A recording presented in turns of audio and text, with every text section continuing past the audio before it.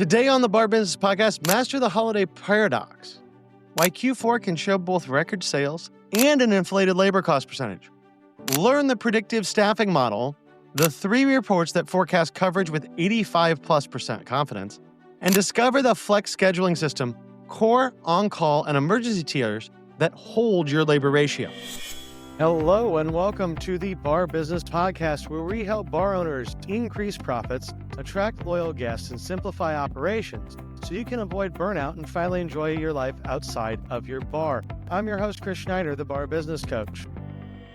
So today we're solving the holiday staffing paradox with practical numbers-driven playbook, predictive modeling, flexible scheduling, cross-training ROI, and tech integrations that keep costs in line without compromising hospitality. Now, I think this is for some of you, right? If you listened Monday, we were talking about end-of-year stuff. We're also talking about end-of-year stuff now. But this is a time to start figuring out how you're going to handle labor in November and December. Yeah, I know it's October, but it's time to start thinking about this because you need to lay the groundwork to ensure that you don't have higher sales than normal along with a higher labor cost. Right? We want our higher sales to make us more money, not make us the same money or less money, which is what happens, unfortunately, quite often in this industry. And well, I couldn't find any bar-specific data. I looked at some retail data. And so when they tested staffing strategies in peak seasons, they found that oftentimes people overstaff for a rush rather than smartly staff for demand surges, events, and things of that nature. So what we're going to try to do today is to give you a model for December, November that you can start working in October that gives you real-time information, real KPIs, real compliance guardrails to keep yourself on track and make sure you are properly staffed throughout the holiday season. So as I mentioned, we have this paradox that we have to deal with. The highest revenue also comes with the highest labor percentage. Now, why is that? Well, one of those is demand variability across days and day parts. So this is something I see a lot where, all right, you have a huge spike and then you're slow some of the other time. Well, if you have all your staff on when you're slow to cover 2 spikes, you're going to run really high labor costs. So we need to work on that and figure out how to avoid that. The other things that during the holidays hurt us a lot are special events and parties that require incremental coverage. We need a lot of people to come in to cover a small thing because a lot of times, quite frankly, we didn't prepare for it well enough up front. And trust me, I used to have this problem when I was a country club manager. Country clubs, we had a lot of events, a lot of craziness going on. Now, granted, I didn't have to be that worried about my labor cost. I was running a bar or restaurant and event venue, and our whole goal was to break even. So I had a lot of leeway on my staffing there. But in general, for those of you that have bars, you don't have that leeway. So we have to figure out how we can staff those events properly without creating incremental coverage, how we can be proactive in order to eliminate issues. And then the biggest thing that happens during the holidays, the one thing that buries more people in labor costs than anything else, overtime. You think you're covered, you're going to run it tight, somebody gets sick, something happens, and then suddenly you're creeping into a lot of overtime. And overtime, let's be honest, right, is going to increase your labor cost more drastically, quicker, and with less benefits than anything else. So what do we want to avoid, though, when we're looking at this staffing? Well, this paradox, it would say, okay, let's go rigid. Let's move it back. No, that's what we want to avoid. Rigid staffing cannot flex. We need staffing that can flex. So what do we want to do? Well, we want to keep our labor cost ratio, because this is a busier time of year, in that 20 to 30% range, preferably lower, 20, 25%. Now, it's going to depend on your specific model. If you want to talk to me, you can schedule a strategy session. I'm more than happy to look at that with you. But you want to run labor costs low during Q4 because Q4 is busier. To do that, then, we need to build in a capacity buffer of cross-trained staff and on-call staff, which we'll talk about here in a second, that's going to help you absorb these surges in business without creating overtime. So let's talk a little bit about a predictive staffing model, right? Because I'm saying, okay, you need to forecast this, you need to predict it, you need to guess it.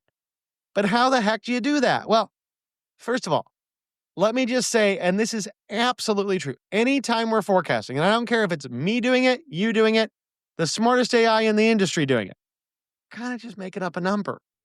Now, a lot of times when people forecast, they make up numbers that are bad. So don't do that.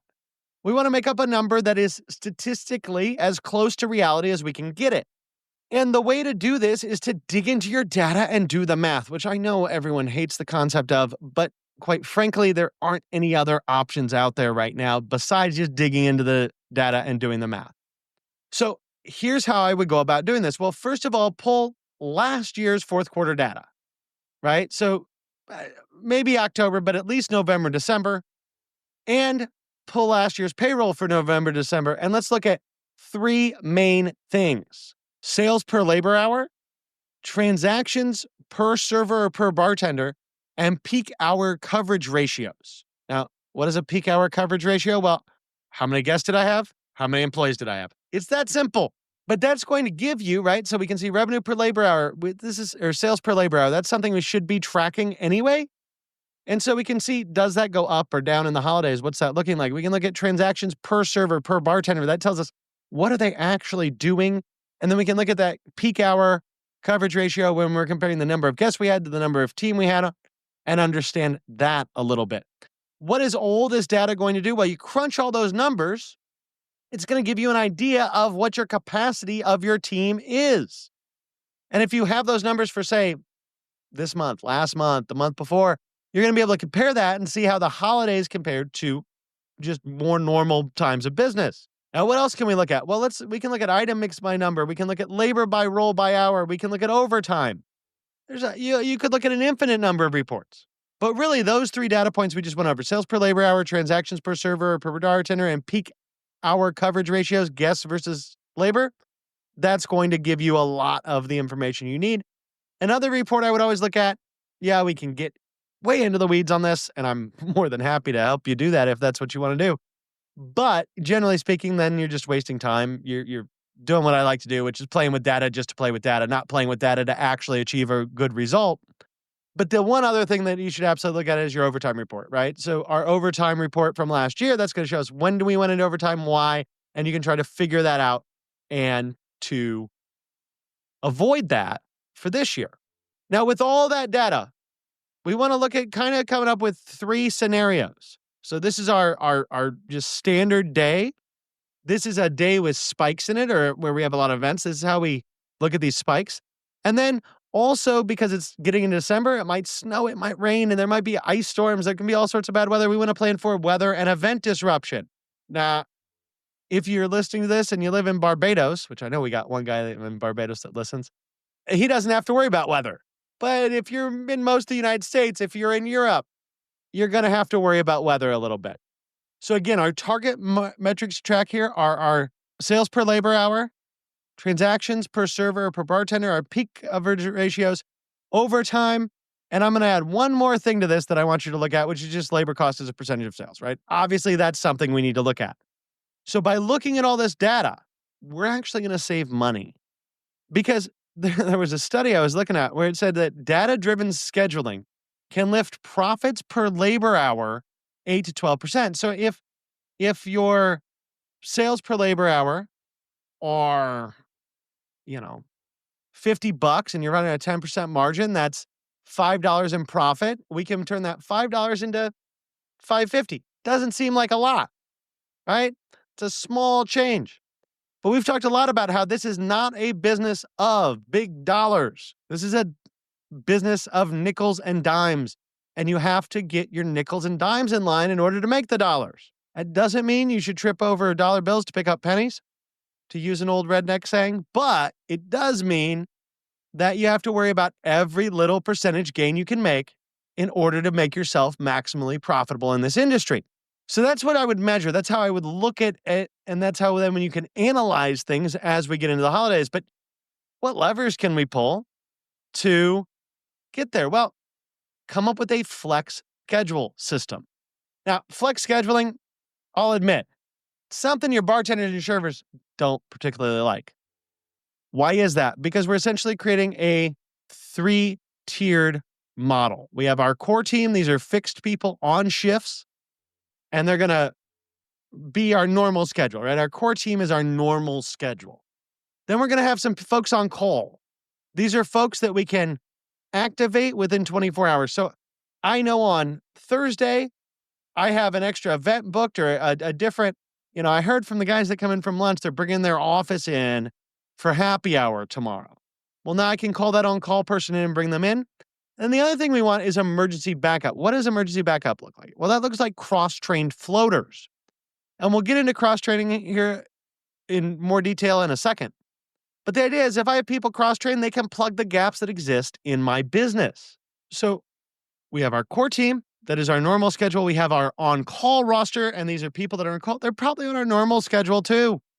And then we have some emergency backup folks, some people that are cross-trained and that are, scheduled in, but maybe you have someone scheduled in as a bar back, but no, they could also be a bartender if they needed, or you have a bar back that could get on the floor, or you have a server that could get behind the bar, right?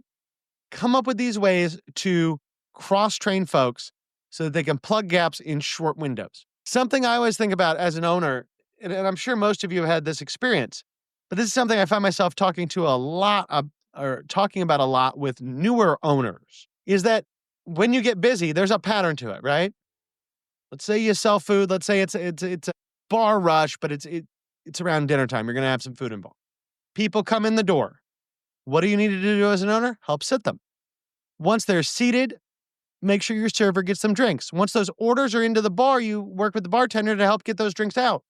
Once those drinks are out, you move to the kitchen and help your kitchen team get the food out.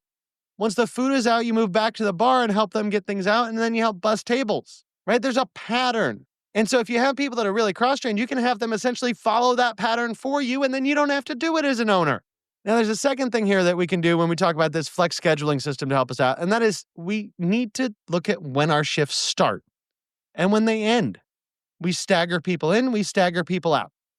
And if you're smart about this, and it takes some time and it takes some effort to get it right, and trust me, I think all of us have some mental blocks when it comes around schedules. I will say schedule PTSD almost from trying to make schedules work, especially when people, can't work this day and have to work that day. And, it just gets difficult. But look at when your shifts start and when they end. Figure out how to schedule people to come in to cover when you're busy and flow them out when you're slow. Make sure that that's working as efficiently as possible. For a lot of bars, yeah, you got one bartender, one server. You always have one bartender, you always have one server. There's not a lot of movement there.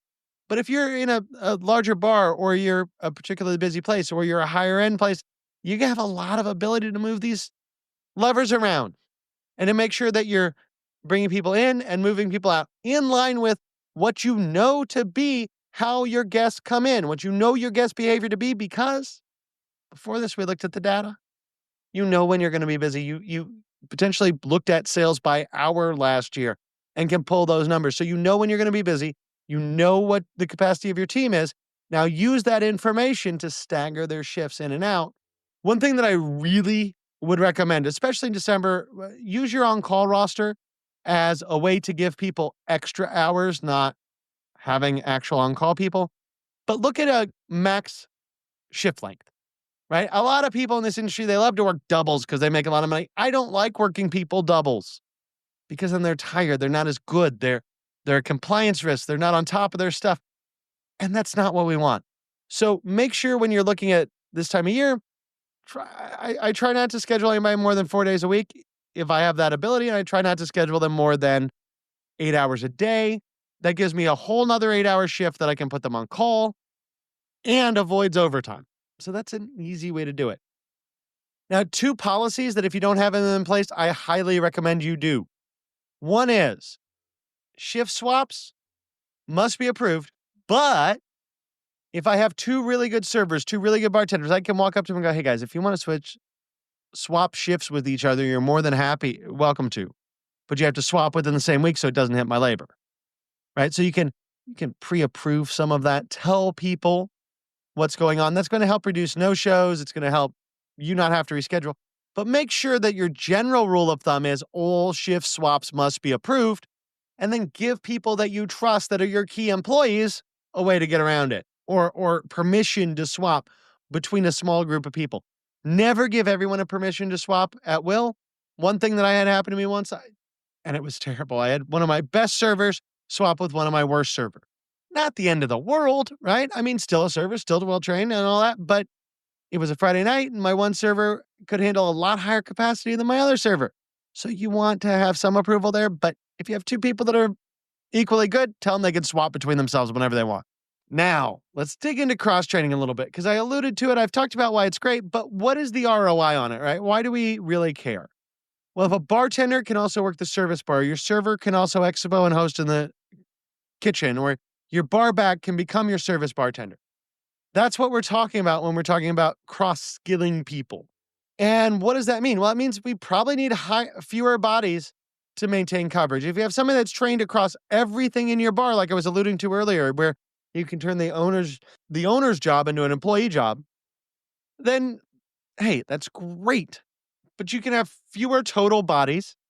And if you have someone really well cross-trained, you can have faster table turns, higher check averages due to decreased wait times, better customer service. Maybe that guest that had 2 drinks, you get to sell 3 to them because your servers are able to stay on top of things better because someone's there that's cross-trained that's helping them out. Now, if you don't have folks cross-trained now, come up with a sprint plan. And a sprint, this is an idea that really comes from tech. It's the idea that we're going to work on something and we're going to pick it up really quick. We're going to either create a product or we're going to work on a product in very short order. And you can do that with training. And you can cross-train people in this 2-week sprint. And here's how you do it. Week 1, they do shadows and they do micro drills by station that they're learning in, right? So we're teaching them the skills, the muscle memory, and we have them shadowing people. Week 2, we do supervised repetition, supervised shifts where they get to do that job. And then we have a certification checklist that we make that lays out all that job and we make sure they've learned everything in there. Ideally, we want about 30% of our staff cross-trained because that's going to protect our ability to move people around, especially those on-call folks. And it's going to protect our service if there are call-outs, people get sick while we're in that holiday season. Now, finally, before I let you go today, I want to talk a little bit about tech because tech is a thing here that can help us to an extent. Now, why do I only say to an extent? Well, because when it comes to forecasting right now, there isn't much great tech out there for forecasting and KPIs. It's just going to show you these things. I'm slowly working on something, if I'm honest. So, little teaser there. If you want to learn more about some AI forecasting, schedule a strategy session, shoot me an email, get in touch, and we can talk about that. So, I'm trying to fill this gap, but it's still going to be a couple months before this thing's ready to go. So, at the current time, there's not. Where there is AI that can help you is with the scheduling side of things. So if you're not using a scheduling software, I highly recommend you do. Schedulify is great. That's the one I turn people to. 7 Shifts also is a fine option. There are options integrated within most POS systems. But if you need one, give Will Brawley at Schedulify a call. He's awesome. And they don't pay me or anything. I just like him. He's a good dude. Then look at automated compliance checks, either through your scheduling software, through your POS. But what we're looking for is, are people taking breaks if we're in a place that legally requires breaks? Are people doing clopens? Never frickin' schedule a clopen. And when somebody wants to trade shifts and end up with a clopen, don't let it happen. And for those of you that are wondering what the heck is a clopen, it's where someone closes and then opens. And I used to do clopens in management, especially when I owned my bar. I did a lot of clopens then. But, when I'm leaving the bar at 3 or 4 or 5 and I have to be back at the bar at 9, hey, you don't sleep much. It's not good for you. Make sure you are tracking your sales per labor hour, your real-time labor costs. Make sure you're tracking all of those. Tech can help you do that. Between your POS system and a scheduling software, that will get you most of the way. And like I said, for a forecasting software, there's nothing out there really right now that I'm aware of that works great for independents. But if you want to potentially talk about something that's coming out, give me a call. One of the things we want to look at with all of the tech is outcomes supported by benchmarks. So we want to measure the outcome, measure the benchmarks, see how those relate. And if you have a good scheduling system, a robust labor system, it can save you 3 to 5% on total labor costs. When you're using data-driven scheduling, when we're looking at our profit per labor hour, and we're looking at using AI and forecasting to dictate the schedule, that can help improve that profit per labor hour by 8, 10, 12%. And also, you want a workflow that enables your swaps and your claims. That's going to reduce your absenteeism, at least in retail, it did by about 18%. So scheduling software is really, really important. So we've covered a lot today. We really have. And this is a short episode where I threw a lot of information at you. So if you need to, go back and listen again. If you have any questions, as always, get in touch with me. I'm more than happy to talk to you. So we want to solve, the whole purpose of today was to help you come up with tools to solve the paradox of holiday scheduling, which is oftentimes people are running higher revenue and higher labor costs simultaneously. We want to run higher revenue with lower labor cost. And we do that by having a 3-tier system of a core schedule, on-call, and emergency cross-trained folks, cross-training for resilience, and then really digging into our data and making sure that everything is optimized. And so if you're looking at this and you're going, okay, that's a lot. How do I do it? Let me give you a little bit of an implementation timeline that will help you build this out. This week, I want you to pull last year's fourth quarter POS records, your payroll records, build, kind of what does your base sales look like? What do your spikes look like? What happens when you have bad weather? And set those staffing targets, set them by day part, understand what you needed last year, where you were overstaffed, where you were understaffed, and use that to give you an idea of what to look for this year. Then week after that, start your cross-training sprint, right? We talked about it being a 2-week sprint. Week 1, we're setting up the knowledge by having them shadow and do some key skills. Week 2, they're doing the job under supervision, and then we're creating a checklist to be certified to run that position that they are then going through and their training is done. Also during that time, because that's something your employees are doing, for you as an owner, look at scheduling rules, try to figure out what I want my scheduling rules to be, look at those overtime thresholds, how we can avoid them, make sure if you're in a place with breaks that you've figured out a system to cover that. The next week, so we're 3 weeks out now, we're talking even before November. Let's look at those core schedules. Let's start pushing those out there. Maybe we do a schedule for all of November. Maybe it's just 2 weeks. But have an idea of that core schedule. I would publish the first couple weeks, right? Because that's what your employees care about. But I would write it all the way out through the end of December. And that way you're not changing things in the moment. You're just building or swapping off of what already exists. The week after that, dry run a high volume weekend. Now, obviously, I don't know if 4 weeks from now, you're going to have a busy weekend, but look at your live data. Look at everything that we talked about to say, okay, would I call someone in here? What are those triggers? Like actually try to run through a bunch of different scenarios with live data with your team on a Friday, Saturday, Sunday, and figure out, okay, what do I need to do? What do I not need to do? And then at the very end, lock in your holiday event staffing. Really know who's there going to be there for you, who's not. Make sure that everyone is able to operate the way you need them to, and preferably understands kind of your approach for holiday staffing for the year. And if you do all those things, I guarantee you are setting yourself up for success. Not only are you setting yourself up for success on the KPIs and on labor cost, you're setting yourself up for success by having higher staff satisfaction about their jobs. Your team will be happier this holiday season than last holiday season.